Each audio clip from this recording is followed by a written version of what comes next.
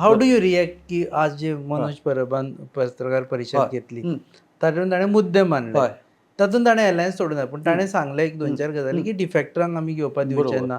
तुमी तातूंत आनी एक म्हटलें की कोणूच आपूण पॉवरफूल म्हणून दाखोवपा खातीर एलायन्साचो वापर करपाक शकना. So all this was enough hints की तो इज लिटल अपसेट वीथ विजय.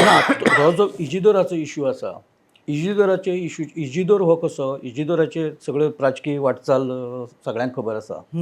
99त अपक्ष, 2002त परत काँग्रेस, 2004त BJP, 2005त BJP गव्हर्मेंट उडयलें. मागीर असो जो सगळो आसा, परत BJP, परत काँग्रेस, अशें करत 19 परत अशें जे हें आसा, वाटचाल सगळी आसा. सो हें लोकांक आवडूना अजिबात. त्या टायमार काणकोणकारांकूय आवडूना, कारण म्हणून ताका तो मागीर उडयलो. कळ्ळें न्ही. सो काणकोणकारांनी उडयला ताका. सो ह्याच खातीर उडयल्लो. सो तो जो विशय आसा, मनोजाचें अशें म्हणणें की महत्वाकांक्षा सगळ्यांक आसता, राजकीय महत्वाकांक्षा. तातूंत तूं फुडें येवपाक खातीर तूं तुजे परीन तुजो पक्ष म्हणून तूं धडपडटलो, म्हाजो पक्ष म्हणून हांव धडपडटलो. पण तातूंतल्यान एक फ्रिक्शन जें तयार जावंक शकता संभाव्य.